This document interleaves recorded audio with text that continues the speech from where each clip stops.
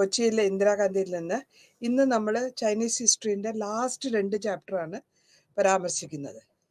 ഈ 15ാമത്തെ ചാപ്റ്ററും 16ഉം ഇതിൽ എന്തുകൊണ്ടാണ് കുമിന്താം പാർട്ടി ഫെയിലിയർ ആയത്, അല്ലെങ്കിൽ അവർ കമ്മ്യൂണിസ്റ്റ് പാർട്ടിക്ക് ജയിക്കാൻ കാരണം. 1945 സെക്കൻഡ് വേൾഡ് വാറിൻ്റെ സമയം തൊട്ട് 49 വരെയുള്ള പീരീഡാണ് നമ്മളിപ്പോൾ പരാമർശിക്കാൻ പോകുന്നത്. ഇവിടെ എന്താ പറ്റുന്നത് വെച്ചാൽ ജപ്പാൻ സറണ്ടറായി, ജപ്പാൻ ഡിഫീറ്റായി സറണ്ടറായി. ആ പീരീഡ് 4 കൊല്ലം ഒരു സിവിൽ വാറാണ് നടക്കുന്നത്. സിവിൽ വാർ എന്ന് വെച്ചാൽ രാജ്യത്തിൻ്റെ അകത്തുള്ള വാറിനെയാണ് സിവിൽ വാർ എന്ന് പറയുക.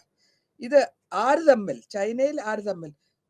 കുമിന്താങ് പാർട്ടിയും കമ്മ്യൂണിസ്റ്റ് പാർട്ടിയും. അപ്പോൾ അവസാനമായിട്ട് കമ്മ്യൂണിസ്റ്റ് പാർട്ടി കുമിന്താങ് പാർട്ടീനെ തോൽപ്പിച്ച് അല്ലെങ്കിൽ വിജയശാലിതരായി വരുന്നു. ഇതിൽ എന്തുകൊണ്ടാണ് ഇവരിങ്ങനെ നഷ്ടപ്പെട്ടു പോയതെന്ന് വെച്ചാൽ, എന്തുകൊണ്ട് ഇവരുടെ ആസ്പിറേഷൻസും അല്ലെങ്കിൽ ഇവരുടെ കാര്യങ്ങൾ, കുമിന്താങ് പാർട്ടീൻ്റെ ഫെയിലിയർ സ്ലോലി ആയപ്പോഴത്തേക്ക് അവർ ഇത്ര ക്രൂവലായിട്ടുള്ള പാർട്ടീസാണ് അവർ. അവരുടെ ആക്ടിവിറ്റീസ് അത്രയും ഇഷ്ടപ്പെട്ടില്ല ആൾക്കാർക്ക്. പിന്നെ സാധാരണമായിട്ട് നമ്മൾ നോക്കുമ്പോൾ ചൈനീസ് ആൾക്കാർ പൊളിറ്റിക്സിലും സൊസൈറ്റിയിലും എവറിഡേ ലൈഫിലുമാണ് ഇവരുടെ ഈ നാഷണലിസം ഇൻവോൾവ് ആയി വന്നുകൊണ്ടിരിക്കുന്നത്. ആ ഇൻവോൾവ് ആയ നാഷണലിസം കാരണം അവർക്ക് കമ്മ്യൂണിസ്റ്റ് പാർട്ടിയോട് കുറച്ചുകൂടെ ആധിപത്യം അല്ലെങ്കിൽ ഇൻട്രസ്റ്റ് കൂടുതലായും തുടങ്ങി. ലിബറേഷൻ എന്നുള്ള ഒരു ഉദ്ദേശം, അങ്ങനെ അവർ വരുന്നു. അപ്പോൾ നമ്മൾക്ക് മനസ്സിലാക്കാനുള്ള കാര്യങ്ങൾ എന്തൊക്കെയാന്ന് വെച്ചാൽ, ഇവിടെ ഒരു റവല്യൂഷണറി ചേഞ്ച് എന്ന് വെച്ചാൽ ഗവൺമെന്റ് മാത്രമല്ല, സാധാരണക്കാരെ സോഷ്യൽ ഓർഡറിലും ഒരു പ്രോഗ്രസീവ് ആയിട്ടുള്ള, അല്ലെങ്കിൽ നമുക്ക് പറയാം ഒരു പുരോഗമനവാദം എന്നുള്ള ലെവലിലാണ് അത് പോകുന്നത്. അതാണ് ഇത്. ഈ ലാസ്റ്റ് 2 ചാപ്റ്ററിൽ എന്തൊക്കെ വ്യത്യാസങ്ങൾ ചൈനയിൽ വന്നു, എങ്ങനെ വന്നു. അതേസമയം തന്നെ നമ്മുടെ ഈ കാലഘട്ടത്തിൽ ചൈനീസ് റവല്യൂഷന്റെ 1949 ആണെങ്കിൽ റഷ്യയിലെ 1917 നടന്ന അതേമാതിരിയുള്ള ഒരു വ്യത്യാസമാണ് ഇവിടെ കാണുന്നത്.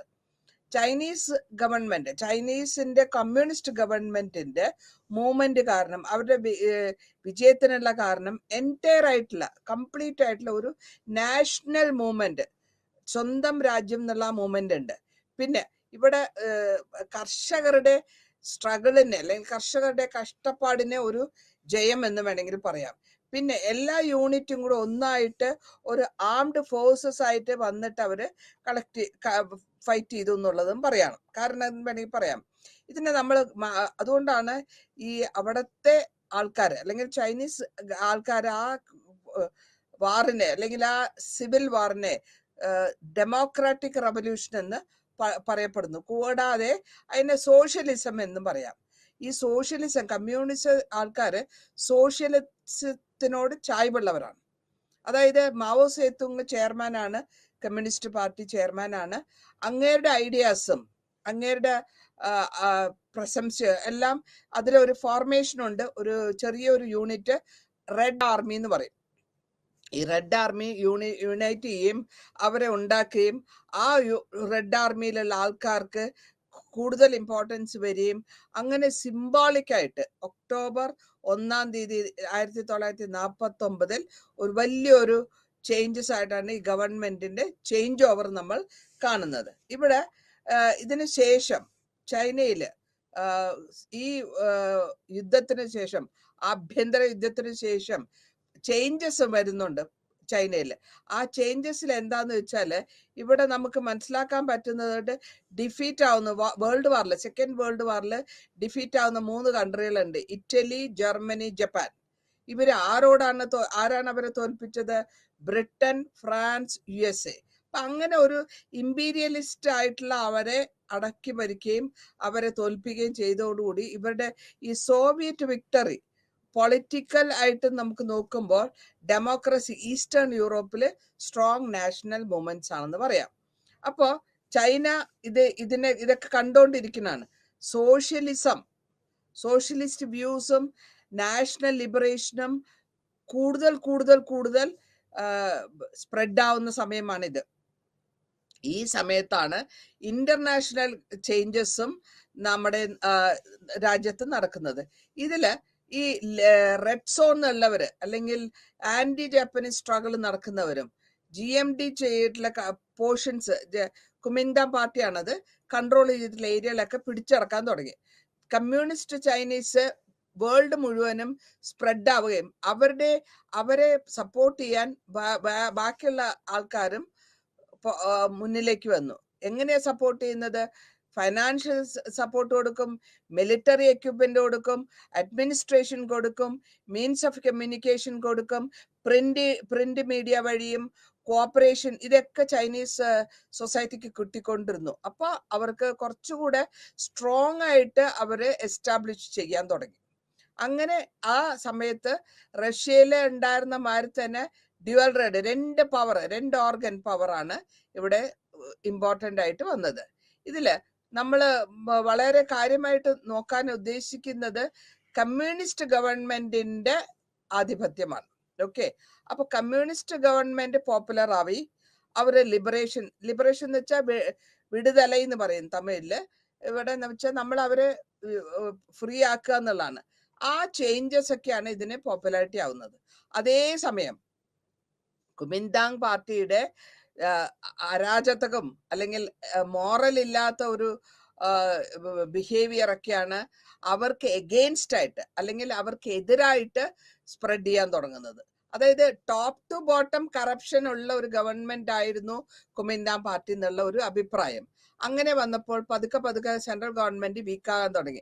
അതേമാതിരി തന്നെ കുമിന്താങ് പാർട്ടിയിലുള്ളവര് അല്ലെങ്കിൽ ആ പാർട്ടിയിൽ ഗ്രൂപ്പിലുള്ളവര് അവർക്ക് കറപ്ഷനും ടാക്സ് കളക്ഷനും ഇതൊക്കെ ആകുമ്പോഴത്തേക്കും ഒരു വാറിന്റെ ഒരു സാലറി മേടിക്കുന്ന ആൾക്കാർക്ക് ഭയങ്കര കഷ്ടമാണ്. ഇൻഫ്ലേഷനാണ് വരുന്നത്, എക്കണോമിക് ക്രൈസിസ് ആ വരുന്നത്.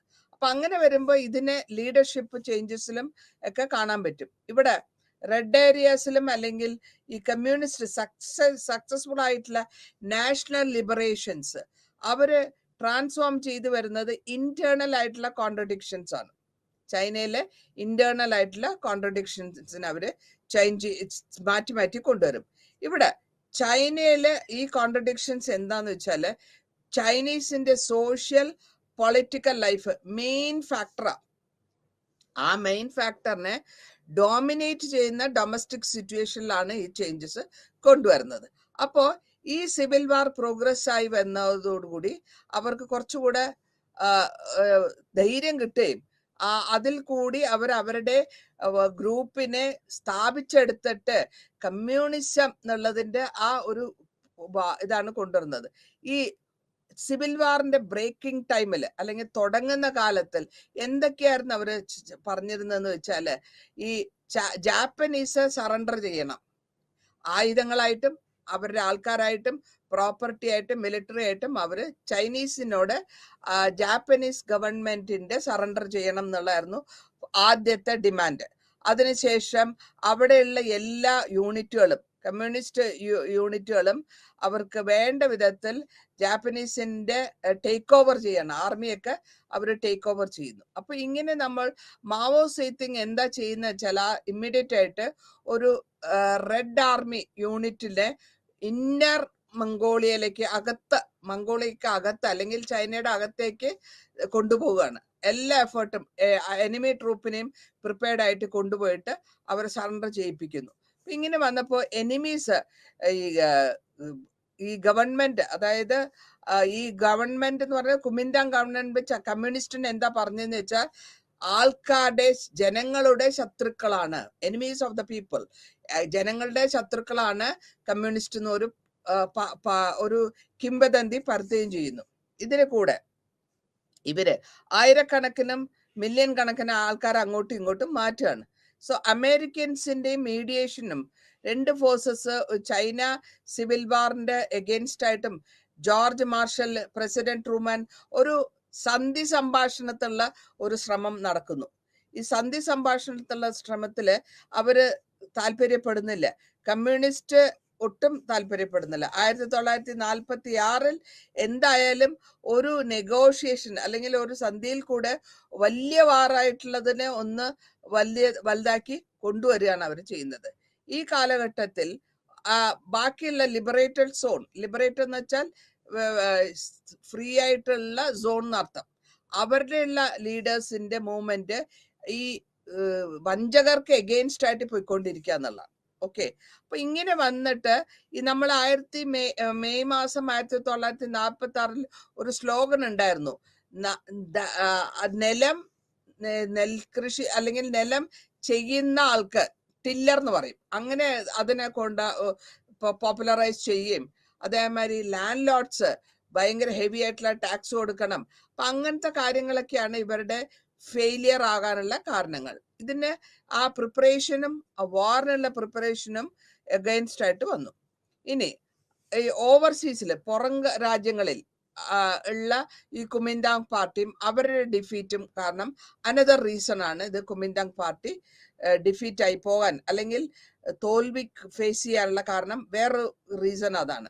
ഇവിടെ കമ്മ്യൂണിസ്റ്റ് പാർട്ടി സെൻട്രൽ പ്ലെയിൻ, അതായത് ലോവർ യാങ്സ് റീജിയൻ നിന്ന് അകത്തോട്ട് തള്ളി മാറ്റുകയും അവിടെ അവർക്ക് നിക്കാക്കാലില്ലാത്തൊരു ലെവൽ വരികയും ചെയ്യുന്നു. അപ്പൊ ഇവിടെ ഡിസ്എൻഗേജ് ചെയ്യുകയാണ്, ഫോഴ്സസിനെയൊക്കെ ഡിസ്എൻഗേജ് ചെയ്യുന്നു. അങ്ങനെ മാറ്റി മാറ്റി പല സ്ഥലങ്ങളിലേക്ക് ഡിഫൻസ് ലെവലിലേക്ക് പോയിക്കൊണ്ടിരിക്കുന്നു. ഇനി ഇതിന് കൂടാണ്ട് ഈ കുമിന്താങ് പാർട്ടിയുടെ ഒരു പഴയ പ്രതാപം തിരിച്ചെടുക്കാൻ അവർ ശ്രമിച്ചിട്ടും പറ്റാത്ത ഒരു സിറ്റുവേഷൻ അവർക്ക് വരുന്നു. അപ്പൊ ഈ കമ്മ്യൂണിസ്റ്റ് ഗവൺമെന്റ് ഒരു കൂടുതലായിട്ടും എത്രത്തോളം കുമിന്താങ് പാർട്ടീനെ വീക്കാക്കാൻ പറ്റുമോ അത്രത്തോളം വീക്കാക്കി കൊണ്ടുവരികയാണ്. ഇനി 1947 പീപ്പിൾസ് ലിബറേഷൻ ആർമി അണ്ടർ ലീൻ പിയോങ് കമന്റിൽ പുറത്തേക്ക് കൊണ്ടുവരുന്നു. പുതിയതായിട്ട് ഒരു സിറ്റി ബൗണ്ടിൽ സിറ്റിക്കകത്തുള്ള ഒരു ഫോഴ്സ് ആയിട്ട് കൊണ്ടുവരികയും അതില് മഞ്ചൂരിയ ഉണ്ടായിരുന്നു. അതേമാതിരി തന്നെ ഈ സിറ്റി കമ്മിറ്റിയിൽ നാഷണലിസ്റ്റ് ആയിട്ടുള്ള ഗവൺമെന്റ് കൊണ്ടിരിക്കുന്നു. 1947 അവർ ഒന്നുകൂടെ ബാക്കിയുള്ള സ്ഥലങ്ങൾ ഹെർബി, സാറ്റോങ്, സാൻസി എല്ലാ ഏരിയ പിടിച്ചടക്കുകയും 56 GMD ബ്രിഗേഡ്സിന് 1947 അവര് 49 ഡിഫീറ്റ് ചെയ്ത് കൊണ്ടുപോകും. ഇനി ഈ മിലിറ്ററി ക്രൈസിസ് ഇക്കണോമിക്കലി വരുമ്പോഴത്തേക്കും ഒരു കൊളാബറേഷൻ വരുന്നുണ്ട്, അമേരിക്കയായിട്ടുള്ള ഒരു കൊളാബറേഷൻ. അപ്പോൾ ജാപ്പനീസ് സറണ്ടർ ചെയ്തു കഴിഞ്ഞു, എന്നാൽ കൂടെയും ഫിനാൻഷ്യലും ബാങ്കിങ് ഇൻസ്റ്റിറ്റ്യൂഷൻസ് ഒക്കെ ഭയങ്കരമായിട്ട് സഫർ ചെയ്യുന്ന സമയമാണ്. ഇപ്പൊ ഇൻഡസ്ട്രിയൽ ആയിട്ട് ഭയങ്കര ഇൻഡസ്ട്രിയൽ ക്യാപിറ്റലിസ്റ്റ് ഉണ്ട്. ഈ ക്യാപിറ്റലിസ്റ്റ് എന്ന് പറയുന്നത് 4 വലിയ ഫാമിലി എന്നാണ് അവർ പറയുന്നത്, 4 വലിയ ഫാമിലികൾ. അപ്പൊ ഈ 4 വലിയ ഫാമിലികളിൽ ഈ വലിയ ഇൻഡിപെൻഡന്റ് ആയിട്ടുള്ള എക്കോണമി അല്ലെങ്കിൽ അമേരിക്കന്റെ സഹായത്തോടു കൂടി ഫൈറ്റ് ചെയ്യുക എന്നുള്ളതായിരുന്നു ഇവരുടെ ഉദ്ദേശം. ഇതിന് ശേഷം നമ്മൾക്ക് കാണാൻ പറ്റും സിവിൽ വാർ ടൈമില് ചൈനയും അമേരിക്കൻ ട്രീറ്റി സൈൻ ചെയ്യുന്നു. അതില് കോമേഴ്സ്, നാവിഗേഷൻ ഒക്കെ ഓപ്പൺ ചെയ്തു കൊടുക്കാണ് അമേരിക്കയ്ക്ക് കൊണ്ടുവരാനുള്ള പോകാനുള്ള ഒരു സിഗ്നേച്ചറോടുകൂടി അവർക്ക് ഓപ്പൺ ആയി. അപ്പൊ അങ്ങനെ വന്നപ്പോ USA ഇൻവോൾവ്മെന്റും ചൈനീസിന്റെ ഫോറിൻ കോമേഴ്സിൽ ഇടപെടാൻ തുടങ്ങി. മാനേജ്മെന്റ് ട്രെയിനിങ് കൊടുക്കുന്നുണ്ട് പേഴ്സണലായിട്ട്. അത് അമേരിക്കയുടെ കൺട്രോളിലുള്ള മാനേജ്മെന്റ് ട്രെയിനിങ്. അമേരിക്ക ചൈനയിലെ ഫാക്ടറികളും ഒക്കെ സ്റ്റാർട്ട് ചെയ്തു. അങ്ങനെ അവരുടെ കൺട്രോള് ടാക്സ് ഇവേഡ് ചെയ്യാനും അതേമാതിരി കംപ്ലീറ്റ് കൺട്രോൾ അവരുടെ കയ്യിൽ കൊണ്ടുവരാണ്. ചൈനീസ് എക്കോണമി അമേരിക്കൻ ക്യാപിറ്റലിൽ കൂടെ നടക്കുന്നു എന്നുള്ള ലെവലിലാണ് ഇവിടെ വരുന്നത്. ഇനി ഈ സിവിൽ വാറിൽ നടന്ന ചൈനീസിന്റെ കമ്മ്യൂണിസ്റ്റ് ഗവൺമെന്റിന്റെ ഈ സെക്ഷൻ ഞാൻ നേരത്തെ പറഞ്ഞ മാതിരി കമേഴ്സ്യൽ ഇൻഡസ്ട്രി ഇതൊക്കെ വരുമ്പോഴത്തേക്ക് അവർക്ക് കൊളാബറേറ്റ് ചെയ്ത് വരുമ്പോഴത്തേക്കും വലിയ വിധത്തിലുള്ള ഒരു ഫേവറിറ്റിസം കമ്മ്യൂണിസ്റ്റിന് കിട്ടുന്നുണ്ട്. അപ്പൊ ഈ ഫേവറിറ്റിസം കൊണ്ട് അവരുടെ സാക്രിഫൈസ് അല്ലെങ്കിൽ അവർക്ക് എത്രത്തോളം പെട്ടെന്ന് ജാപ്പനീസിനെ കൺട്രിയിൽ നിന്ന് മാറ്റാൻ പറ്റുന്നുള്ളതായിരുന്നു അവരുടെ ഒരു ഉദ്ദേശം. അങ്ങനെ ഈ കമ്മ്യൂണിസ്റ്റ് ഗവൺമെന്റിന്റെ ഇന്റർനാഷണൽ ഓർഗനൈസേഷൻസ് തുടങ്ങുകയാണ് 1946 സെപ്റ്റംബറിൽ. അപ്പൊ അതിൽ ആ മീറ്റിംഗില് സ്ലോഗൻ എന്താന്ന് വെച്ചാൽ ലീവ് ചൈന എന്നാണ്. ചൈന വിട്ടുപോകും. നമ്മൾ ഇന്ത്യയിൽ ഉണ്ടായിരുന്നല്ലോ ക്വിറ്റ് ഇന്ത്യ എന്ന്, അതേമാതിരി ലീവ് ചൈന എന്നുള്ള ഒരു സ്ലോഗനാണ് കൂടുതലാവും. ഈ കൂടുതലാകുമ്പോഴത്തേക്ക് ഇതിന് വലിയ തരത്തിലുള്ള സപ്പോർട്ട് കിട്ടുന്നുണ്ട്. മാസ് സപ്പോർട്ട് ഉണ്ട്, ഡിക്ലറേഷൻസ് ഉണ്ട്. ഇതൊക്കെ ആർമിയുടെ എല്ലാ യൂണിറ്റും വിഡ്രോ ചെയ്യണം. ചൈനയിൽ നിന്ന് ആർമി അമേരിക്കൻ ട്രൂപ്പ് വിഡ്രോ ചെയ്യണം. ഇങ്ങനത്തെ ഒരു സ്റ്റേക്ക് ഹോൾ മൊണോപ്പൊളി എന്നൊക്കെ മാറ്റുക എന്നുള്ളതാണ് അവരുടെ ഉദ്ദേശം. അപ്പൊ അങ്ങനെ പതുക്കെ അവര് കൺട്രോൾ ചെയ്യാൻ തുടങ്ങി. ചൈനീസ് അമേരിക്കന്റെ കൺട്രോളിലേക്ക് കൊണ്ടുവരുന്നു. ഇതില് ഈ സമകാലഘട്ടങ്ങളിൽ ഒരു പെക്കിംഗ് യൂണിവേഴ്സിറ്റിയില് ഒരു ചൈനീസ് ഗേളിനെ റേപ്പ് ചെയ്യുകയും റേപ്പ് ചെയ്തത് അമേരിക്കൻ സോൾജർ ആണ്.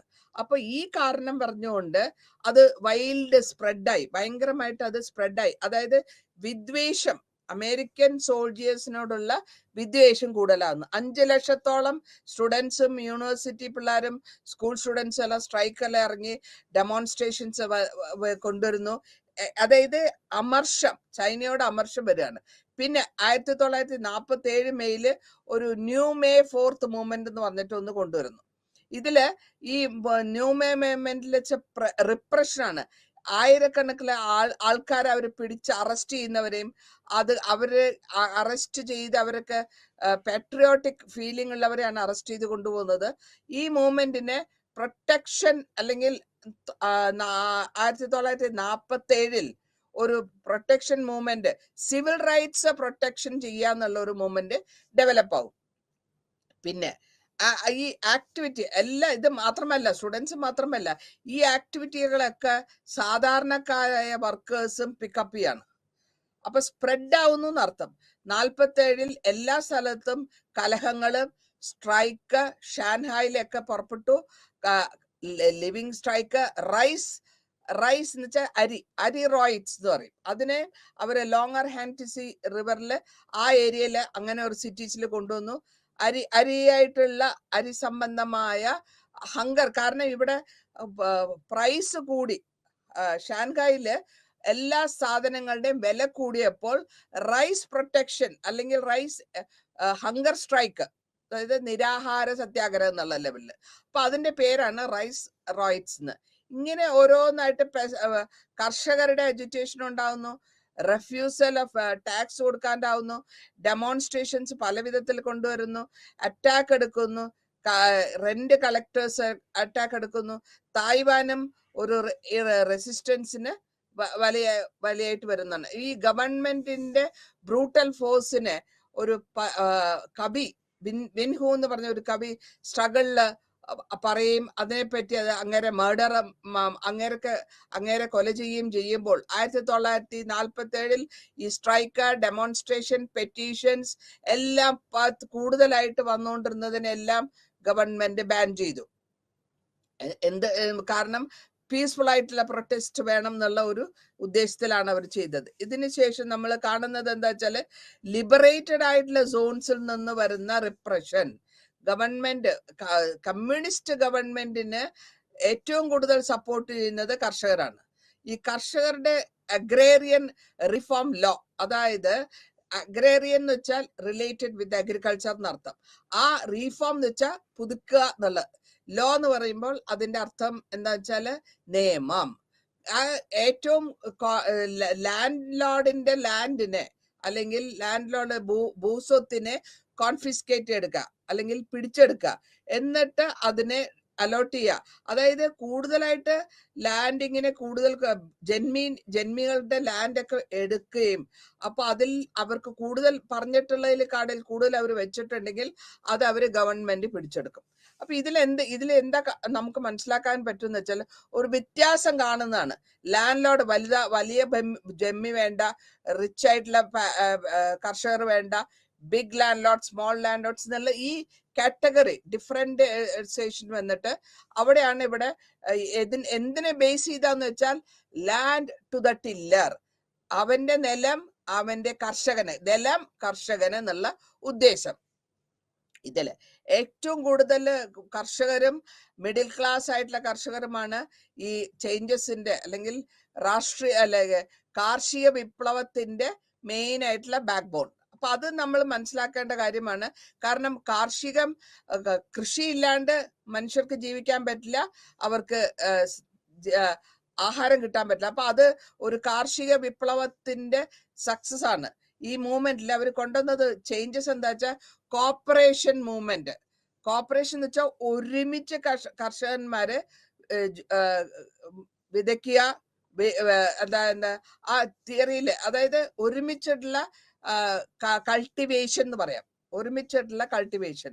ഇനി ഇവരെന്തൊക്കെയാണ് വിക്ടറി, കമ്മ്യൂണിസ്റ്റ് വിക്ടറി എന്തൊക്കെയാന്ന് വെച്ചാൽ അവര് ജയിച്ചു വരുമ്പോഴത്തേക്ക് അവരുടെ ഈസ്റ്റ് ചൈന ഒക്കെ പിടിച്ചെടുത്തു 1916 സെപ്റ്റംബർ 16, 48.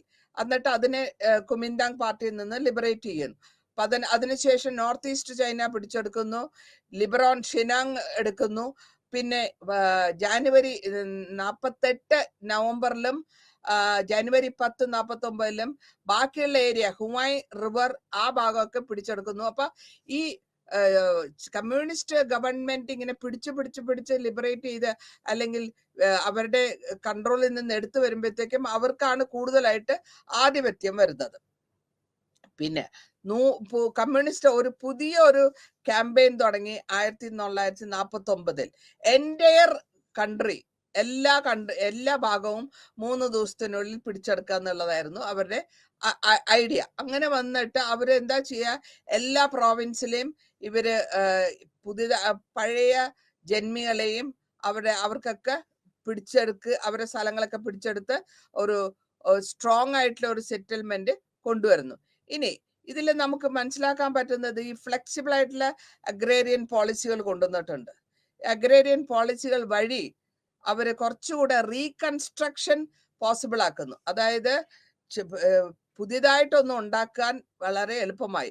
മാവോ സേതുങ് ഒരു പാംലെറ്റ് ഇറക്കുന്നുണ്ട്, പീപ്പിൾസ് ഡെമോക്രാറ്റിക് ഡിക്റ്റേറ്റർഷിപ്പ്, അതായത് ജനങ്ങളുടെ തരത്തിലുള്ള ആധിപത്യമുള്ള ഗവൺമെന്റ്, അതാണ് ഉദ്ദേശിക്കുന്നത്. അങ്ങനെ കൊണ്ടുവരികയും കോമൺ പ്രോഗ്രാം എന്ന് വെച്ച് പറയുമ്പോഴത്തേക്കും എല്ലാ ചൈനീസിന്റെ ആൾക്കാർക്കും ആസ്പിറേഷൻസ് കിട്ടുന്ന വിധത്തിലുള്ള കോമൺ ആയിട്ടുള്ള ഒരു പോളിസികളാണ് കൊണ്ടുവരുന്നത്. ഇനി ഇതിനുശേഷം പുതിയ ഒരു കെട്ടിപ്പടുത്തം ഉണ്ടാക്കണം. എന്തൊക്കെയാണ് ആ പുതിയ റെഷീമില് അവർ ഫേസ് ചെയ്ത പ്രോബ്ലംസ്, അതാണ് ഇപ്പൊ നമ്മൾ പറയാൻ പോകുന്നത്. ആ പുതിയ ഒരു കാലഘട്ടത്തിൽ ഇവിടെ നമുക്ക് കാണാൻ പറ്റുന്നത് എന്താന്ന് വെച്ചാല് കമ്മ്യൂണിസ്റ്റ് ചൈനേനെ ബാക്കിയുള്ള കൺട്രികൾ അക്സെപ്റ്റ് ചെയ്തിട്ടില്ല. അപ്പൊ അതിന് ഒരു വ്യത്യാസം വരുന്നുണ്ട്. ഈ പുതിയതായിട്ടുള്ള കമ്മ്യൂണിസ്റ്റ് ഗവൺമെന്റിനെ അവര് അക്സെപ്റ്റ് ചെയ്യുന്നില്ല. യുണൈറ്റഡ് സ്റ്റേറ്റ്സും റെക്കഗ്നൈസ് ചെയ്യുന്നില്ല കമ്മ്യൂണിസ്റ്റ് ചൈനനെ. ഒരു 20 കൊല്ലത്തോളം US അവരെ റെക്കഗ്നൈസ് ചെയ്തിട്ടില്ല. അത് കൂടാണ്ട് അവര് ഫേസ് ചെയ്തിട്ടുള്ള പുതിയ റെജീം എന്ന് പറഞ്ഞാൽ പുതിയ കാലഘട്ടത്തിൽ ഫേസ് ചെയ്തിട്ടുള്ള പ്രോബ്ലംസ്, നാഷണൽ എക്കോണമി തകർന്നു, ഇൻഫ്ലേഷൻ കൂടി, നമ്മുടെ കമ്മ്യൂണിക്കേഷൻസ് ഒക്കെ താറുമാറായി, ഫോറിൻ ട്രേഡ് ഇല്ലാണ്ടായി, പിന്നെ ഫങ്ഷണൽ ഇൻഡസ്ട്രിക്കും പ്രശ്നം വന്നു. അതുകൂടാണ്ട് ആ കാലഘട്ടത്തിൽ ഭക്ഷ്യക്ഷാമം, ഫെമൈൻ എന്ന് പറയും, ഭക്ഷ്യക്ഷാമം, ഇതൊക്കെ വന്നു. ഇത് കാരണം മോഡേൺ സ്റ്റീം ഫ്ലീറ്റ് ഇല്ല, അല്ലെങ്കിൽ കൺട്രികൾ ഇല്ല എന്നുള്ള ഈ കമ്മ്യൂണിക്കേഷൻസ് ഇല്ലാത്തത് കൊണ്ടാണ് അങ്ങനെ ഒരു വരവ് വന്നത്. ഈ പുതിയ കാലഘട്ടത്തിൽ അവരൊരു ഹിസ്റ്ററിയിൽ കൂടെ അവർ കൊണ്ടുവരാൻ ഉദ്ദേശിക്കുന്നത് കമ്മ്യൂണിസമാണ്. ഒരു പുതിയ സൊസൈറ്റിനെ കെട്ടിപ്പടുത്തെടുക്കുക, പഴയ ഏറ്റവും പാവപ്പെട്ടവന് അവന്റെ ഡിഗ്നിറ്റി മെയിൻറ്റെയിൻ ചെയ്യുക, ഇതൊക്കെയാണ് അവരുടെ ഉദ്ദേശം. ആ ഉദ്ദേശത്തോടുകൂടി ഈക്വൽ ട്രീറ്റ്മെന്റ് എല്ലാവർക്കും കിട്ടണം, സോൾജേഴ്സിനും എല്ലാവർക്കും കിട്ടണം. അതേമാതിരി ടൗൺസിലുള്ളവരെ സ്റ്റാർവ് ചെയ്യാൻ പാടില്ല. അല്ലെങ്കിൽ 1949 ഒരു ഫെമൈൻ വന്നു, ഞാൻ പറഞ്ഞു. അപ്പോൾ ഈ ഭക്ഷ്യക്ഷാമം വരുമ്പോൾ ഫുഡ് പുറത്തുനിന്ന് ട്രാൻസ്പോർട്ട് ചെയ്യുക, പ്രൈവറ്റ് ബോട്ടിലും ഒക്കെ കൊണ്ടുവന്ന് ആൾക്കാരെ എക്കണോമിക് അല്ലെങ്കിൽ അവരുടെ പ്രശ്നങ്ങളിൽ നിന്ന് സോൾവ് ചെയ്യാനുള്ളതാണ് എടുക്കുന്നത്. ഇനി ആർമിക്കൊന്നും വലിയ കാര്യമായിട്ട് ഫൈറ്റ് ഇല്ലെങ്കിൽ കൂടെയും അവര് സിറ്റികളൊക്കെ ഡെവലപ്പ് ചെയ്തെടുക്കാണ്. ഒരു പുതിയൊരു കറൻസി ഇൻട്രൊഡ്യൂസ് ചെയ്യുന്നു 1951.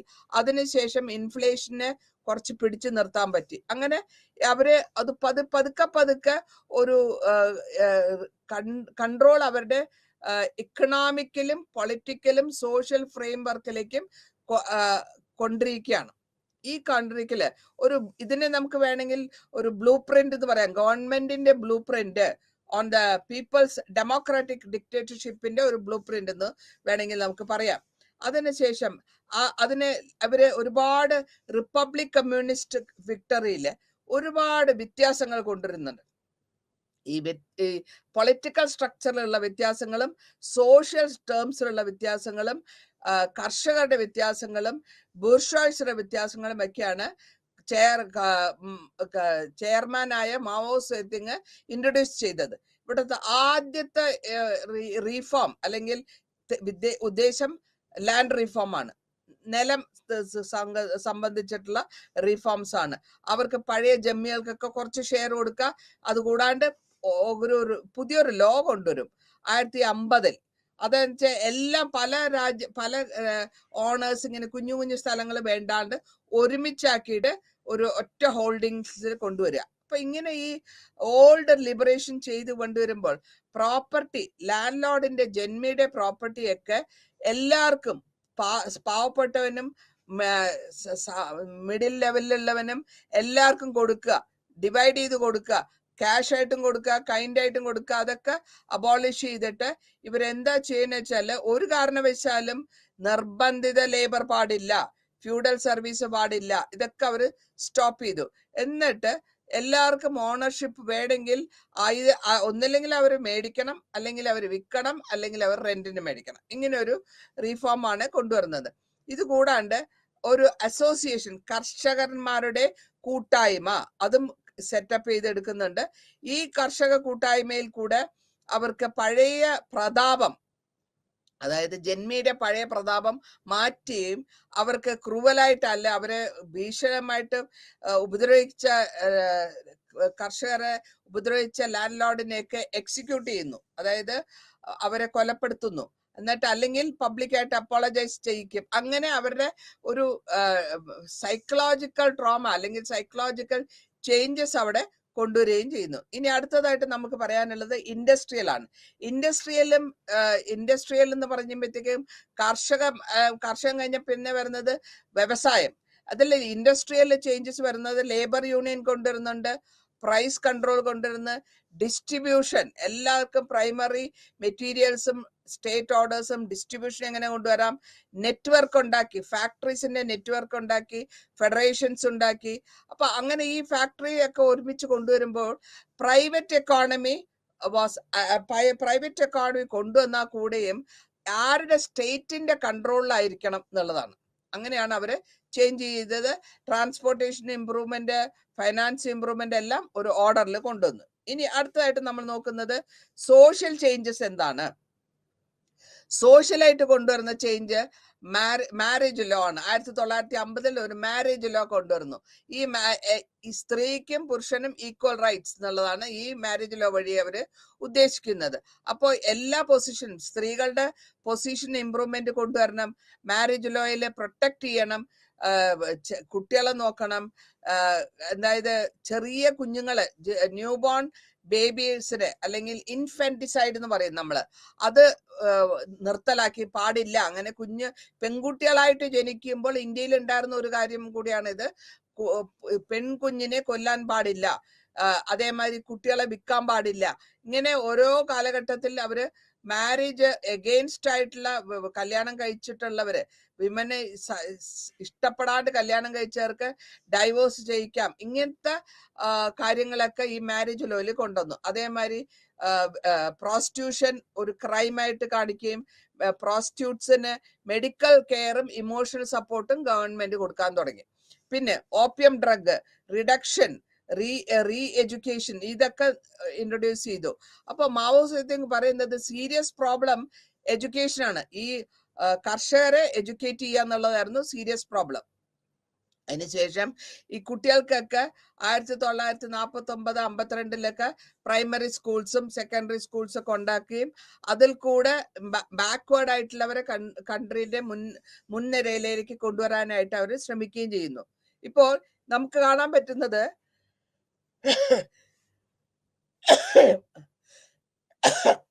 ഓർഗനൈസേഷൻസ് ഒരുപാട് കൊണ്ടുവരുന്നുണ്ട്. യൂണിയൻസും, women organisation, youth group, professional, intellectual organisation, friendship club, Soviet union friendship club, അങ്ങനത്തെ ക്ലബ്സ് ഒക്കെ കൊണ്ടുവരുമ്പോൾ ഒരു സോഷ്യൽ കാറ്റഗറിയിൽ ഒരു വ്യത്യാസം വരും. അപ്പൊ അങ്ങനെ വരുന്നതാണ് ഈ ഡെമോക്രാറ്റിക് ആയിട്ടുള്ള വ്യത്യാസങ്ങൾ കൊണ്ടുവരിച്ചത്. ഈ ലിങ്ക്, ഇതിനൊക്കെ ലിങ്ക് ഇമ്പോർട്ടന്റ് പോളിസീസ് ടൈമാണ്. അതേമാതിരി ആക്റ്റീവ് ആയിട്ടുള്ള അവർക്കൊരു റോള് കൊടുക്കുക. പിന്നെ പുതിയതായിട്ടുള്ള ചിന്തകൾക്കും പുതിയതായിട്ടുള്ള വാല്യൂസ് കൊടുക്കുക, ക്യാമ്പയിൻസ് നടത്തുക, പബ്ലിക് ഡിസ്ട്രിബ്യൂഷൻ നടത്തുക, അല്ലെങ്കിൽ ഹ്യൂജ് മാർക്ക് നടക്കുക, പോസ്റ്റേഴ്സ് നടത്തുക, ഇതൊക്കെ അവർ ചെയ്തു.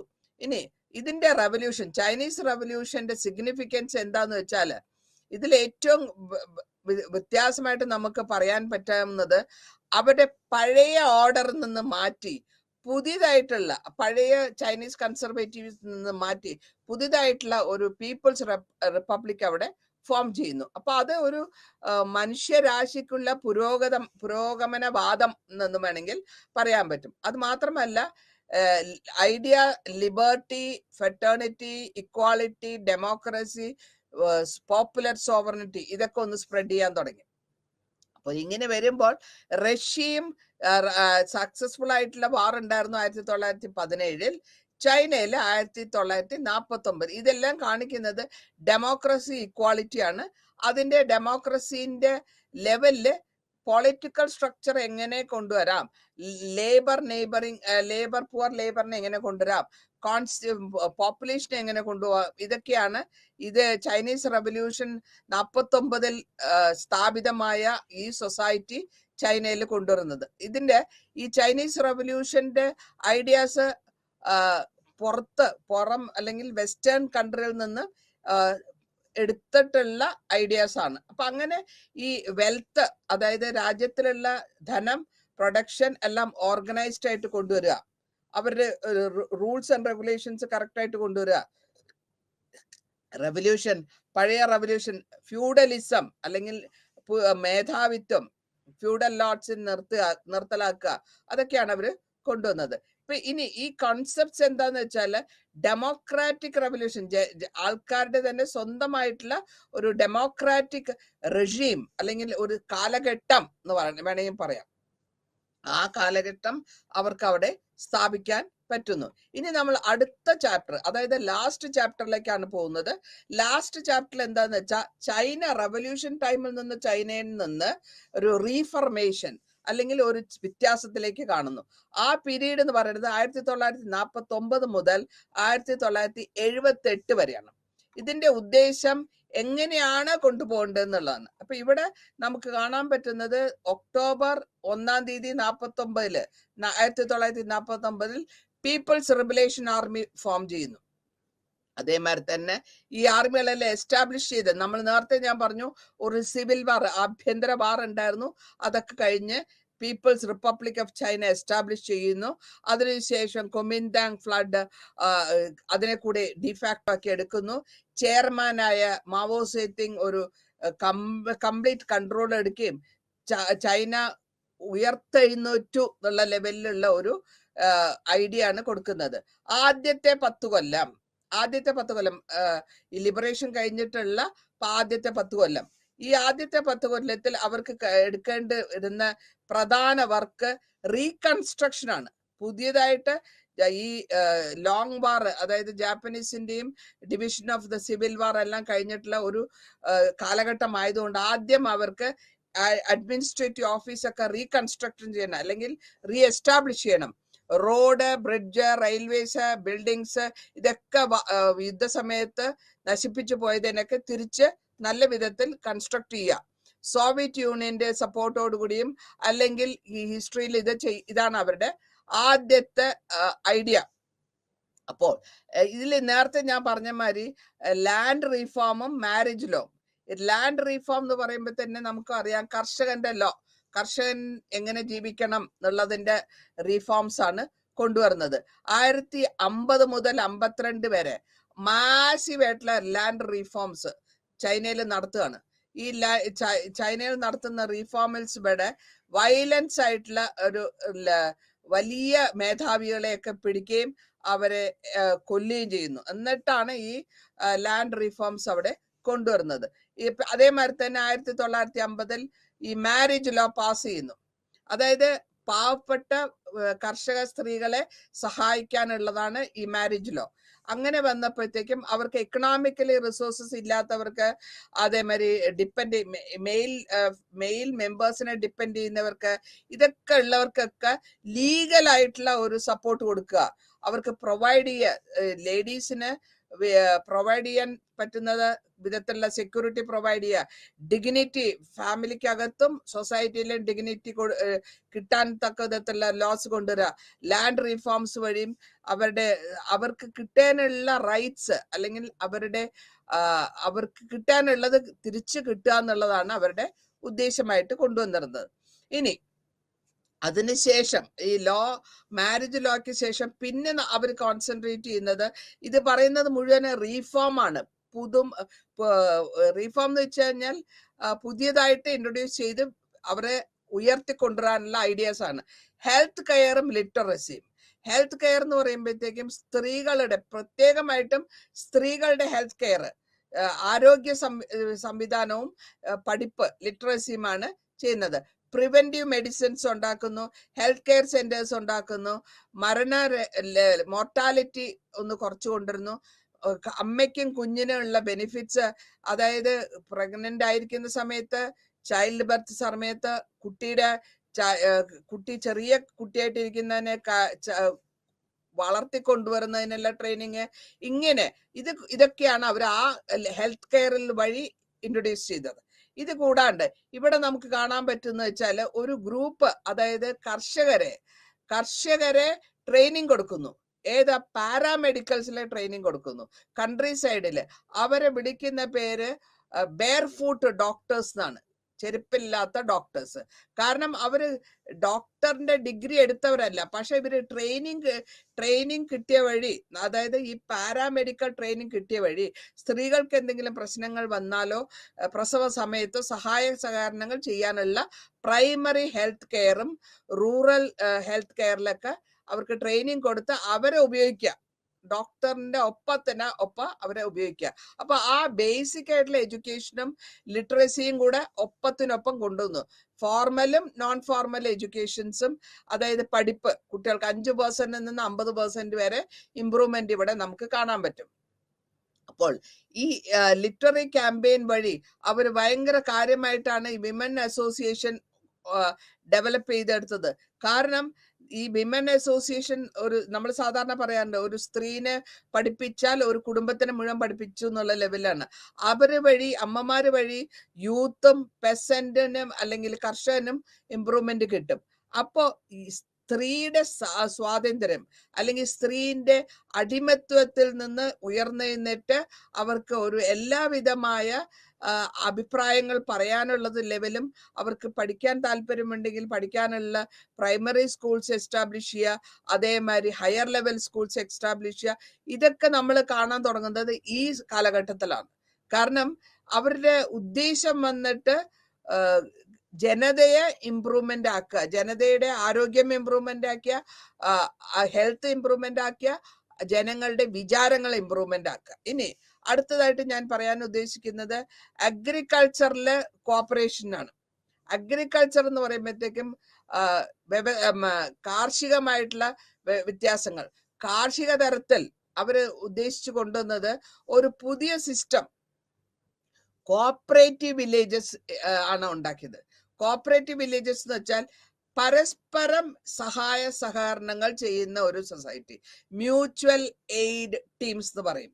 അത് 4-5 ഫാമിലികൾ ഒരുമിച്ച് ചേർന്നിട്ട് അവരുടെ സ്ഥലത്തിനെ ഒരുമിച്ച് കർഷകൻ കൃഷി ചെയ്യുമ്പോൾ അത് അവർക്ക് പ്രൊഡക്ടിവിറ്റി കൂടുതലാവും.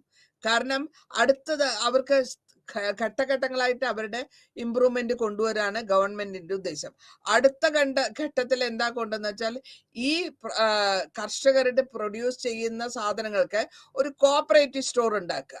ആ കോപ്പറേറ്റീവ് സ്റ്റോർ വഴി 30-20 ഫാമിലികൾ ഒരുമിച്ചുള്ള ലാൻഡ് അല്ലെങ്കിൽ സ്ഥലം, സാമഗ്രികൾ, ലേബർ ഒക്കെ കൊണ്ടുവരിക. അപ്പൊ അങ്ങനെ വരുമ്പോ എന്താവും, ഇവര് കുറച്ചുകൂടെ പ്രൊഡക്ടിവിറ്റി കൂടുതലാവും.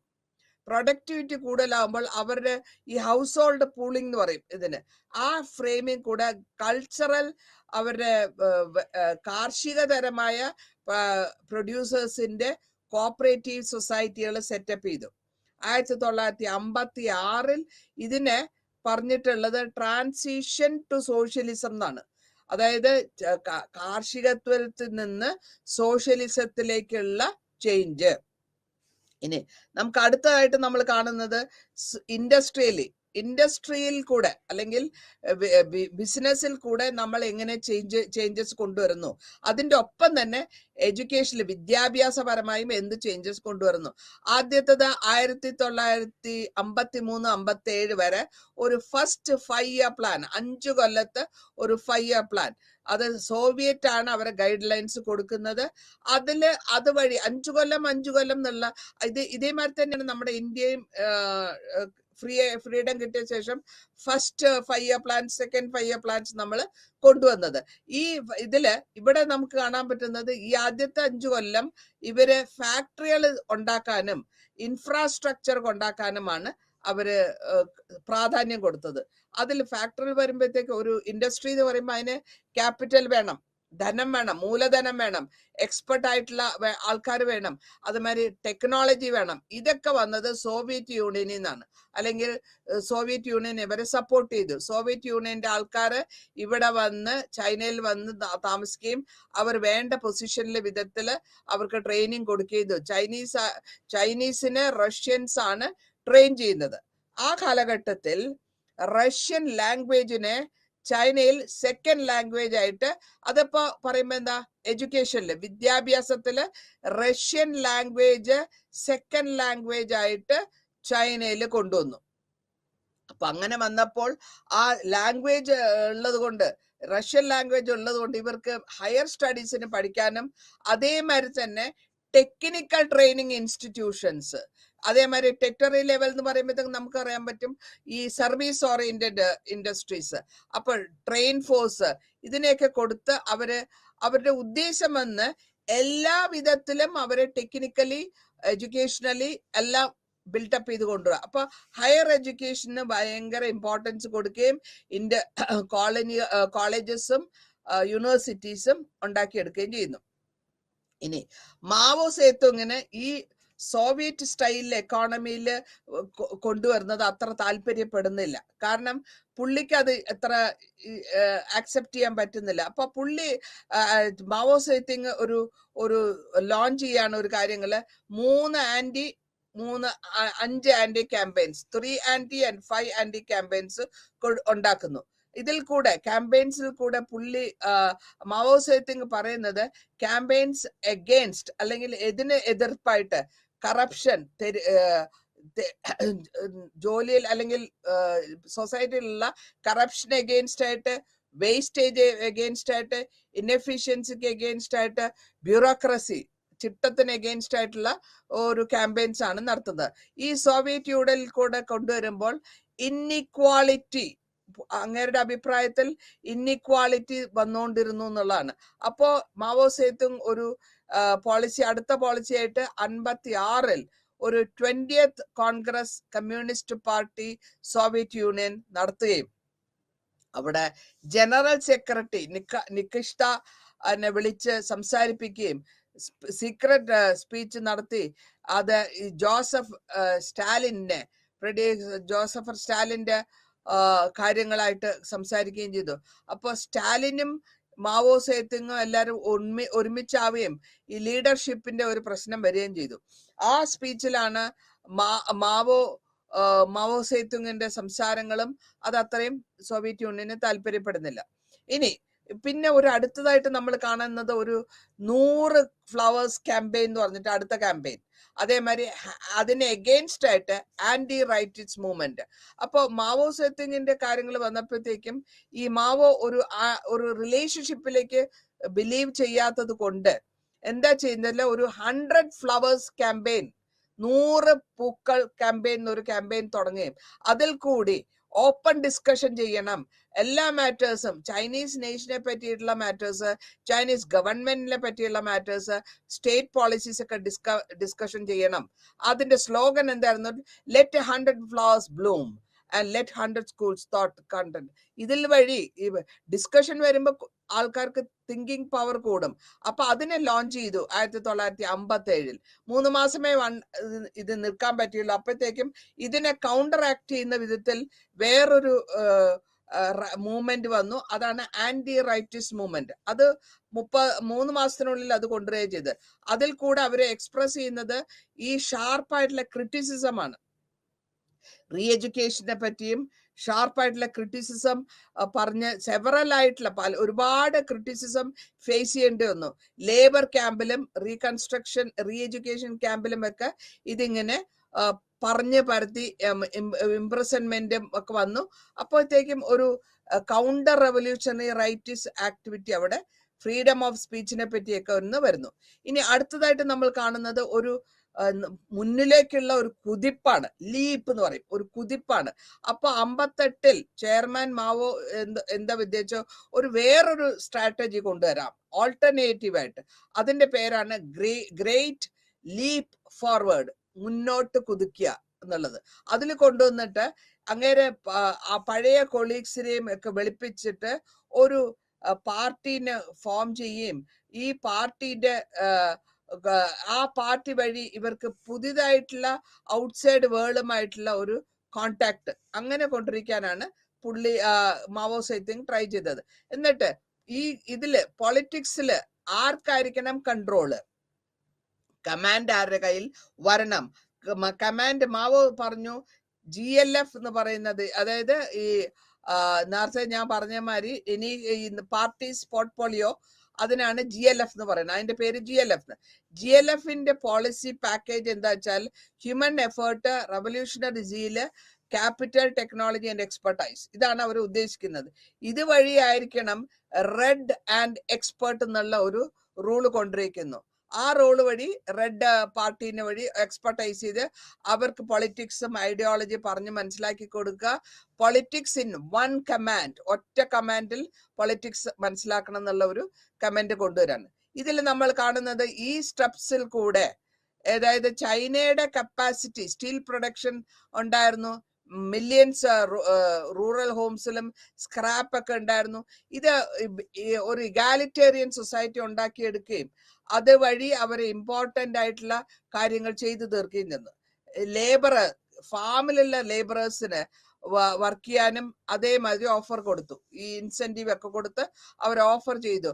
മോഡൽ വർക്കേഴ്സ് എന്നാണ് അവരെ പറയുന്നത്, സ്റ്റേറ്റ് അതോറിറ്റിയിലുള്ള മോഡൽ വർക്കേഴ്സ്. ഇപ്പൊ ഇങ്ങനെ കൊണ്ടുവരുമ്പോഴത്തേക്ക് ഓഫ് സീസണില്, അഗ്രികൾച്ചറൽ ഓഫ് സീസണില് ഇവർക്ക് സപ്ലിമെന്റ് ആയിട്ട് ഇൻകം കൊടുക്കണം. ആ സപ്ലിമെന്റ് ഇൻകം എന്ന് പറഞ്ഞാൽ അഗ്രികൾച്ചർ നടക്കാത്ത സമയമാണ് ഓഫ് സീസൺ എന്ന് പറയാ. അപ്പോൾ അവർക്ക് എൻഗേജ് ചെയ്യാൻ വേണ്ടിയിട്ട് പോൾട്രി ഫാമിംഗ്, അതായത് കോഴി വളർത്തൽ എന്നുള്ള പറയുന്നത്, വെജിറ്റബിൾസ് ഉണ്ടാക്കുക, ഫിഷിംഗ്, വെജിറ്റബിൾസ് ഉണ്ടാക്കാനുള്ള ഒരു ഗ്രോയിങ് വെജിറ്റബിൾസ്, അല്ലെങ്കിൽ ഫിഷിങ്, ഹാൻഡിക്രാഫ്റ്റ്സ്. അപ്പൊ ഇങ്ങനെയൊക്കെ വരുമ്പോഴത്തേക്കും കർഷകന് ഈ അഗ്രികൾച്ചറൽ ആയിട്ടുള്ള കമ്മ്യൂണിറ്റിന്ന് മാത്രമല്ല ഇൻകം കിട്ടുന്നത്, അതേസമയം അവന് വേറെ വിധത്തിലും ജീവിക്കാനുള്ള മാർഗം കാണിച്ചു കൊടുക്കുന്നു. ഇനി ഈ GLFന്റെ എസ്റ്റാബ്ലിഷിന്റെ റൂറൽ കമ്മ്യൂൺ എന്ന് പറയും. കമ്മ്യൂൺ എന്ന് പറഞ്ഞാൽ ഒരു 3 ടയർ സിസ്റ്റമാണ്. ആ 3 ടയർ സിസ്റ്റത്തിൽ പറയുന്നത് ഒരു ഗ്രൂപ്പ് പ്രൊഡക്ഷൻ ടീം, പിന്നൊന്ന് പ്രൊഡക്ഷൻ ബ്രിഗേഡ്, പിന്നൊന്ന് കമ്മ്യൂണ്. ഈ പ്രൊഡക്ഷൻ ടീം ഒരു 20-50 വീടുകളായിരിക്കും, ഒരു ലോവസ്റ്റ് യൂണിറ്റ്. അതിൽ നിന്ന് അവര് പൂൾ ചെയ്ത ലാൻഡും അവരുടെ കൾട്ടിവേഷനും പൂൾ ചെയ്യുന്നു. പൂൾ എന്ന് വെച്ചാൽ ഒരുമിച്ചിടുക. നമ്മൾ കാറിൽ കയറുമ്പോൾ 4 പേര് ചേർന്ന് ആ കാറിന്റെ പൈസ കൊടുക്കുക, അതിനെയാണ് പൂളിംഗ് എന്ന് പറയാ. അപ്പൊ ആ ക്രോപ്പിനെ, അങ്ങനെ വരുന്ന ക്രോപ്പിനെ ഒരു സ്റ്റേറ്റ് ഫിക്സ് ചെയ്ത പ്രൈസിലേക്ക് വിൽക്കുക. അത് കഴിഞ്ഞ് ആ ഇൻകം ടാക്സ് ഡിഡക്ട് ചെയ്തിട്ട് ബാക്കി എല്ലാവർക്കും ഡിസ്ട്രിബ്യൂട്ട് ചെയ്യുക. അപ്പൊ എല്ലാവർക്കും ഒരുമാതിരി ഏർണിങ്സ് കിട്ടുന്ന ഒരു ഡിറ്റർമിൻഡ് ഫാക്ടറാണ്. അതിനെയാണ് ഈ വർക്കിനെ ഇങ്ങനെ കൊണ്ടുവരുമ്പോഴത്തേക്കും ഒരു ടീം മെമ്പർ വരുന്നു, അതിനൊരു കാഡർ, ഒരു പാർട്ടി കാഡർ വരുന്നു. അപ്പൊ ഇവർക്ക് ഒരു മിനിമൈസ് ആയിട്ടുള്ള ഒരു എമൗണ്ട് കിട്ടാനുള്ള ഒരു സ്ട്രാറ്റജിയാണ് അത് ഉദ്ദേശിച്ചത്. ഇനി ഈ പ്രൊഡക്ഷൻ ടീം കഴിഞ്ഞ ശേഷം അടുത്തത് നമ്മൾ വന്ന പ്രൊഡക്ഷൻ ബ്രിഗേഡ് ആണ്. ബ്രിഗേഡ് എന്ന് പറയുമ്പോൾ പല സെവറൽ ഗ്രൂപ്പ് ഉണ്ടാവും. അവർക്കൊക്കെ എക്കണോമിക്കലി ഒരു ബ്രിഗേഡ് ഉണ്ടാവും, ഒരു സോഷ്യൽ യൂണിറ്റ്. അവരുടെ റെസ്പോൺസിബിലിറ്റി എന്താന്ന് വെച്ചാൽ എല്ലാ ഹെൽത്ത് കെയർ കൊടുക്കുക, ബേസിക് എഡ്യൂക്കേഷൻ കൊടുക്കുക, ഹൗസിംഗ് കൊടുക്കുക, കോമൺ ആയിട്ടുള്ള ഒരു പൊളിറ്റിക്കൽ യൂണിറ്റി ആക്കുക, കമ്മ്യൂണിക്ക് ഒരു ടാസ്ക് ഉണ്ട്, ലാൻഡ് ലോ ആൻഡ് ഓർഡർ, അതേമാതിരി ടാക്സ് കളക്ഷനും അവരുടെ കമ്മ്യൂണ്. ലാസ്റ്റ് ഗ്രൂപ്പ് എന്ന് പറയുന്നത് കമ്മ്യൂണ് ഗ്രൂപ്പില് ഗവൺമെന്റിന്റെ മെയിൻ ആയിട്ടുള്ള ഉദ്ദേശം ലോ ആൻഡ് ഓർഡർ, നാട്ടിലെ ലോ ആൻഡ് ഓർഡർ കൊണ്ടുവരിക, അതേമാതിരി കരം പിരിക്കുക. അപ്പൊ അങ്ങനെ വരുമ്പോൾ ഈ ഗവൺമെന്റ് അസൈൻ ചെയ്ത പ്രൊഡക്ഷൻ കമ്മ്യൂണെ പതുക്കെ ഈ പ്രൊഡക്ഷൻ സക്സസ്ഫുൾ ആക്കാൻ തുടങ്ങി. അപ്പൊ അങ്ങനെ വന്നപ്പോൾ ഇവിടെ ഡിവിഷൻ ബ്രിഗേഡ്സിന്റെ കോട്ടും ബിറ്റ്വീൻ ദ പ്രൊഡക്ഷൻ ടീമുമായിട്ടും കൊണ്ടുവരുന്നു. ഇനി ഇതിൽ കൂടുതൽ അപ്പൊ അങ്ങനെ ഈ മോഡലായിട്ടുള്ള ഒരു ടീം, മോഡലായിട്ടുള്ള ബ്രിഗേഡ്, മോഡലായിട്ടുള്ള കമ്മ്യൂണ്, ഈ സ്റ്റെപ്പൊക്കെ ഉദ്ദേശിക്കുന്നത് ചൈനയുടെ കാർഷിക വരുമാനവും കാർഷികത്തിന്റെ പ്രൊഡക്ഷനും മേലെ കൊണ്ടുവരാനാണ്. അപ്പോ പക്ഷെ അത് നമുക്ക് പറയാൻ പറ്റാത്ത വിധത്തിൽ അത് ഒരു ഓപ്പോസിറ്റ് ആണ് സംഭവിച്ചത്. ഫെയിലിയർ ആയിപ്പോയി. ഈ GLFന്റെ സ്ട്രാറ്റജി ഒരു ഫെയിലിയർ, വിരോധാഭാസം എന്ന് വേണമെങ്കിൽ പറയാം. എന്തുകൊണ്ട് അത് ഫെയിലിയർ ആയിപ്പോയി എന്നുള്ളത് നമുക്കിപ്പോൾ നോക്കാം. ഇതില് ഈ കോട്ട സിസ്റ്റം കൊണ്ടുവന്നു. അതേ കോട്ട സിസ്റ്റം കൊണ്ട് എക്സീഡ് ചെയ്യുന്ന പാർട്ടി കാഡറ്റ്സിന് റോങ് ക്രോപ്സ് ലാൻഡ് അങ്ങനെ വരിക, അതുമാതിരി മണ്ണൊലിപ്പ് ഉണ്ടാകുക, ഫോറസ്റ്റ് ലാൻഡിനെ കൺവേർട്ട് ചെയ്തു, അഗ്രികൾച്ചർ ലാൻഡായിട്ട് മാറ്റി. അപ്പോൾ ഡീഫോറസ്റ്റേഷൻ വന്നു. ഇത് മാത്രമല്ല, കാഡറ്റ്സിന് അവാർഡ് കിട്ടാൻ വേണ്ടി ഫോൾസ് ആയിട്ടുള്ള സ്റ്റാറ്റിസ്റ്റിക്സ് കൊടുക്കുക, പ്രൊഡക്ഷനെ പറ്റി ഫോൾസ് ആയിട്ടുള്ള സ്റ്റാറ്റിസ്റ്റിക്സ് കൊടുക്കുക. അതേമാതിരി തന്നെ ഈ കൊളോസൽ ബ്ലണ്ടർ കാരണം വെതർ കണ്ടീഷൻസ് ശരിയായില്ല.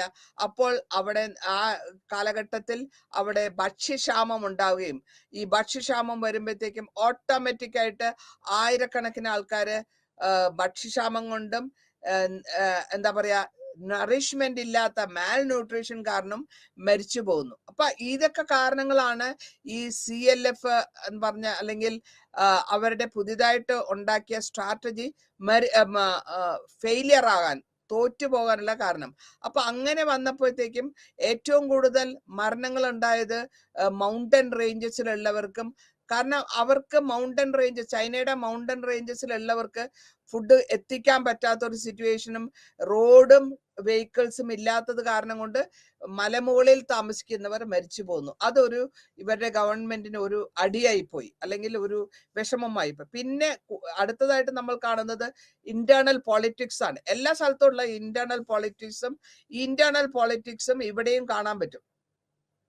മാവോ 1950 ഭയങ്കരമായിട്ട് ഈ മിസ്അഡ്വെഞ്ചർ ചെയ്യുകയും കോമറേഡ് ആയിട്ടുള്ള മിനിസ്റ്റർ ഡീപിങ് ക്രിറ്റിസിസം ചെയ്യുകയും GLFനെ പാർട്ടിയിൽ നിന്ന് ആ പൊസിഷൻ, ഡിഫൻസ് മിനിസ്റ്റർ എന്നുള്ള പൊസിഷൻ മാറ്റുകയും ചെയ്ത് പുതിയ PLF മാനേജർ അല്ലെങ്കിൽ ഓഫീസറായിട്ട് ലിൻ ബിനോനെ കൊണ്ടുവരുമ്പോഴത്തേക്കും ഓറിയന്റേഷൻ അധികം പോരാ. പഴയ ഡിഫൻസ് മിനിസ്റ്റർ എഫേർട്സ് മോഡേണൈസ് ചെയ്യാൻ വേണ്ടി ഗറില്ല വാർഫെയർ ടാക്ടിക്സ് കൊടുന്നു. എന്നിട്ട് ആ ഗറില്ല വാർഫെയർ വഴിയും മാവോയിസ്റ്റ് കൊണ്ടുവരികയും, അപ്പോ ഈ ഡോക്ടറിന്റെ പോളിസികളും 1965 എല്ലാ റാങ്കും PLA എന്നുള്ളത് ആബ്സെൻസ് ആയിപ്പോയി, ഇക്വാലിറ്റി പോയി. അങ്ങനെ ഈ PLA പോളിസിനെ ഡിക്ലെയർ ചെയ്തത് ചൈനീസിന്റെ learn from the PLA became വളരെ ഒരു നാഷണൽ വൈഡ് ക്യാമ്പയിൻ ആയിട്ട് മാറുന്നു. ഇനി ഇവര് അടുത്തതായിട്ട് പറയുന്നത് ഈ GLFനെ മോഡറേറ്റ് ചെയ്ത് കൊണ്ടുവരാൻ വേണ്ടിയിട്ടുള്ള ശ്രമങ്ങളാണ്. ആ ശ്രമങ്ങൾ വഴി ഒരു മെൻഷൻ ചെയ്യുന്നത് പോസിറ്റീവ് ആയിട്ടുള്ള കാര്യങ്ങൾ എടുത്തു പറയണം. കൺസേണിങ് ലേഡീസിനെ പറ്റിയുള്ള കൺസേണിങ്, അതേമാതിരി maternity benefit, community system, day care centres, ഇതൊക്കെ ചെയ്തു കൊടുക്കണം എന്നുള്ള ഒരു ഉദ്ദേശം വരികയും ആ ഉദ്ദേശത്തിൽ മെഷർമെന്റിൽ കൂടി ഈക്വൽ സ്റ്റേറ്റസിലേക്ക് കൊണ്ടുവരണം എന്നുള്ളതാണ്. പിന്നത്തെ നമ്മൾ കാണുന്നത് ചൈനയും സോവിയറ്റ് യൂണിയനും തമ്മിലുള്ള അഭിപ്രായ വ്യത്യാസം. ഈ അഭിപ്രായ വ്യത്യാസം വന്നപ്പോൾ സോവിയറ്റ് യൂണിയൻ വിഡ്രോവൽ ചെയ്യുന്നു. അവരുടെ സിറ്റുവേഷൻ, എക്കണോമിക് സിറ്റുവേഷനിൽ ഹാഫ് ദ വേയിൽ കൊണ്ടുപോകുമ്പോൾ എന്താ പറ്റുന്ന, road, bridge, airport, ship yards, translators, interpreters, ഇതൊക്കെ ഒരുപാട് ആൾക്കാർക്ക് ജോബ് ഇല്ലാണ്ടായിപ്പോയി. ഓവർനൈറ്റില് ജോബ് ഇല്ലാണ്ടായിപ്പോയി. അത് മാത്രമല്ല 1959-62 ഉണ്ടായ ഭക്ഷ്യക്ഷാമം ആൾക്കാരെ കൊല്ലുകയും അതേമാതിരി പാതി കൺസ്ട്രക്ട് ചെയ്തിട്ടുള്ള വെഹിക്കിൾസ് അങ്ങനെ റഷ്യൻസ് വിട്ടിട്ട് പോവുകയും ചെയ്തപ്പോ ഇവിടെ റിലേഷൻ, ചൈനയും റഷ്യയും തമ്മിലുള്ള റിലേഷൻഷിപ്പിന് ഒരസൽ വരുന്നു. ആ ഒരസലാണ് 1959-62 അത് അങ്ങോട്ട് കൂടുതലാവുകയും ചെയ്യുന്നു. മാവോക്ക് കൂടുതലായിട്ടും മാവോയുടെ സ്ഥാനം പാർട്ടിയിൽ നിന്ന് ഐസൊലേറ്റ് ആയി ഒറ്റപ്പെടുകയാണ്. പിന്നെ സോഷ്യലിസ്റ്റ് എഡ്യൂക്കേഷൻ മൂവ്മെന്റിൽ കൂടെ ശ്രമിക്കാൻ മാവോക്കെ ശ്രമിച്ച് എടുക്കാൻ ലോഞ്ച് ചെയ്യുന്ന പുതിയൊരു സിസ്റ്റമാണ് സോവിയറ്റ് എഡ്യൂക്കേഷൻ മൂവ്മെന്റ് എന്ന് പറഞ്ഞത്. അത് 1962 ആ 62 മാവോ എന്താ ചെയ്യുന്ന വെച്ചാൽ എഡ്യൂക്കേഷൻ ലെവലിലുള്ളവരെ, അതായത് ആ യങ്സ്റ്റേഴ്സിനെ കുഞ്ഞുകൂടെ ഉദ്ധരിച്ചു കൊണ്ടുവരാൻ വേണ്ടിയിട്ട് സിറ്റി ലൈഫിലേക്ക് മാൻഡേറ്ററി ആയിട്ട് കൊണ്ടുവരുന്നു. അവർക്ക് ജോബ്ലെസ് ആയിട്ട് റവല്യൂഷണറി കൗണ്ടർ റവല്യൂഷണറി ലെവലിൽ കൊണ്ടുവരുന്നു. അപ്പൊ അങ്ങനെ വരുമ്പോഴത്തേക്കും ഈ പീരീഡിന് കുറേതായിട്ടുള്ള ക്വാളിഫൈഡ് എഞ്ചിനീയേഴ്സിന്, അതേമാതിരി ഡോക്ടേഴ്സ്, സ്റ്റുഡൻസ്, എല്ലാ വിധത്തിലെയും അവരെ കൊണ്ടുവന്ന് കൂട്ടി കൊണ്ടുവരികയാണ് ചെയ്യുന്നത്. ഈ സെം എന്ന് പറയുന്ന ഫാമിലീസിലെ husband, wife, grown up children എല്ലാരും കൊണ്ടുവരും. അപ്പൊ ലൈഫില് ഇത്തിരി ഹാർഡ്ഷിപ്പ് കൊണ്ടുവന്ന് ഫാമിലിയും ഹൗസിങ്ങും അമ്യൂണിറ്റീസും കൊടുത്തിട്ടാണ് മാവോസേത്ത് കൊടുത്തു വരുമ്പോൾ മാവോക്ക് ഒരുപാട് ഓപ്പോസിഷൻ വരുന്നു. അതായത് കൂടെ ഉള്ളവർ തന്നെ ക്രിട്ടിസൈസ് ചെയ്യുക. മാസീവ് ആയിട്ടുള്ള അൺഎംപ്ലോയ്മെന്റ് പ്രോബ്ലം, ജോബിലെസ് അല്ല, നോ ജോബ് നോ ഗ്രോത്ത്, അങ്ങനെ ഒരു ബാക്ക് സ്ലാഷ് വരും. അപ്പൊ അങ്ങനെ വരുമ്പോഴത്തേക്കും പിന്നെയും അവരെ പറ്റി ക്രിറ്റിസിസമാണ് കൂടുതൽ വന്നുകൊണ്ടിരിക്കുന്നത്.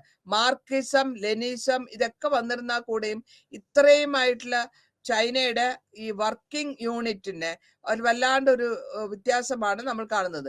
ഇനി അവസാനമായിട്ട് നമുക്ക് നോക്കാൻ പറ്റുന്നത് പ്രൊലറ്റേറിയൻ കൾച്ചറലാണ്.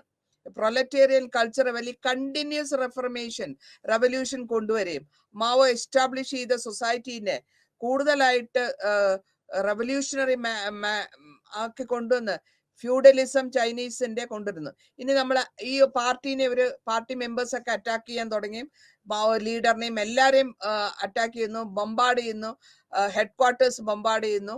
അതിനുശേഷം ബുദ്ധിജീവികളെ അറ്റാക്ക് ചെയ്ത് ക്രിറ്റിസൈസ് ചെയ്യുന്നു. ആ ക്രിറ്റിസിസത്തിൽ കൂടെ സസ്പീഷൻ വരും, സംശയം വരും ഇന്റലിജന്റ് മൂവ്മെന്റ്സിനെ പറ്റി. പിന്നെ നമ്മൾ കാണുന്നത് റെഡ് ഗാർഡ്സ് എന്ന് പറഞ്ഞ ഒരു സൊസൈറ്റിയാണ്, ഒരു ഗ്രൂപ്പാണ്. ആ ഗ്രൂപ്പിൽ കൂടെ ആൾക്കാരെ, യങ്സ്റ്റേഴ്സിനെ കൊണ്ടുവന്നിട്ട് അവരെ സക്സഷൻ കൊണ്ടിരിക്കാൻ വേണ്ടി ഓരോ ഭാഗത്തേക്കും പറഞ്ഞയക്കുകയും അവർക്ക് വേണ്ട സഹായ സഹകരണങ്ങൾ കൊടുക്കുകയും ചെയ്യുന്നു. പെർസ്യൂഷനും പെനാൽറ്റിയും കൊടുക്കുന്നുണ്ട്. ഈ പെനാൽറ്റി എന്ന് വരുമ്പോഴത്തേക്കും ഒരു തെറ്റ് ചെയ്യുന്ന ആൾക്ക് ഓരോ പ്രാവശ്യം അവര് പെനാൽറ്റി കൊടുത്തിട്ട് അവരെ കറക്ഷൻ ചെയ്യാനാണ് ഉദ്ദേശിക്കുന്നത്. ഈ ഹാർഡ്ഷിപ്പിൽ കൂടെ ഈ റെഡ് ഗാർഡ്സ് ഉത്തരവാദിത്തത്തിന്. പിന്നെ സ്കൂളിലും കോളേജിലും യൂണിവേഴ്സിറ്റിയിലുള്ളവരെയും സീനിയർ പ്രൊഫസറിനെയൊക്കെ അറ്റാക്ക് ചെയ്യുമ്പോൾ അവർക്കൊക്കെ ഒരു ക്ലീൻ ആയിട്ടുള്ള ഒരു ഹ്യൂമിലിയേഷൻ ആണ് കിട്ടുന്നത്. പിന്നെ നമ്മൾ ലാസ്റ്റ് ആയിട്ട് കാണുന്നത് ഫസ്റ്റ് ഫേസ് കൾച്ചറൽ റെവല്യൂഷൻസിന് വരുന്നുണ്ട്. ഈ കൾച്ചറൽ റെവല്യൂഷൻ വഴി മാവോ പറഞ്ഞിട്ടുള്ള കാര്യങ്ങളൊക്കെ ഒരു ചെറിയ ബുക്കായിട്ട് അതിനെ പറയുന്നതാണ് കൊട്ടേഷൻസ് ഫ്രം ചെയർമാൻ മാവോ. അത് ബുക്കിന്റെ പേര് ലിറ്റിൽ റെഡ് ബുക്ക് എന്നാണ്. ആ ലിറ്റിൽ റെഡ് ബുക്ക് കൊണ്ടുവരുന്ന ഈ ലിറ്റിൽ റെഡ് ബുക്ക് കൊണ്ടുവരുന്ന ആൾക്കാർ അവർ കയ്യിൽ കൊണ്ടുവരുന്നു. ലേറ്റർ ഫേസിൽ അവര് പതുക്കെ ഇത് ഇങ്ങനെ ഇറങ്ങി വരികയും അതോടുകൂടി പുതിയ ഒരു ചൈനീസ് അപ്രോച്ച് വരികയും ചെയ്യുന്നു. അപ്പൊ ഇങ്ങനെ നമ്മൾ മോഡേൺ മാവോന്റെ മരണശേഷം അറസ്റ്റ് ചെയ്ത ഒരു 4 ഗ്രൂപ്പ് ഉണ്ടായി. 4 പേരുടെ ഒരു ഗ്രൂപ്പില് കൊണ്ടുവന്നിട്ട് ഒരു 4 ഗ്രൂപ്പ് എന്ന് പറഞ്ഞിട്ട് ഒരു ചെറിയ ഒരു ഗ്രൂപ്പ് കൊണ്ടുവരുന്നു. ഈ ഗ്രൂപ്പിൽ കൂടെ ഈ 4 ചെറിയ ചെല്ലുക്കുള്ള അവരുടെ ലീഗൽ സിസ്റ്റം സ്ട്രെങ്തൻ, എഡ്യൂക്കേഷൻ, ഇതൊക്കെ റാപ്പിഡായിട്ട് എക്കണോമിക് ഡെവലപ്മെന്റിൽ കൊണ്ടുവന്നിട്ട് ലാസ്റ്റ് 20 വർഷം ഈ ഇംബാലൻസ് കൺട്രിയിൽ ഉണ്ടായിരുന്ന ഇംബാലൻസിനെ environmental degradation, rural and urban divide, corruption, income inequality, gender discrimination, ഇതെല്ലാം ഒന്ന് സെറ്റപ്പ് ആക്കി എടുക്കുകയാണ് ചെയ്യുന്നത്. അപ്പൊ അങ്ങനെ ഈ ലീഡർഷിപ്പിന്റെ മാവോന്റെ ലീഡർഷിപ്പ് അബോണ്ടന്റ് ആയി പോളിസികൾ ഡെവലപ്മെന്റ് കൊണ്ടുവന്നു. അതോടുകൂടി ഈ ചൈന ലാർജസ്റ്റ് എക്കോണമി, വേൾഡിലെ ലാർജസ്റ്റ് എക്കോണമി ആയിട്ട് മാറുകയും സോഷ്യലിസ്റ്റ് എഡ്യൂക്കേഷനും കൾച്ചറൽ റവല്യൂഷൻ കൊണ്ടുവരികയും ചെയ്യുന്നു. നന്ദി, നമസ്കാരം.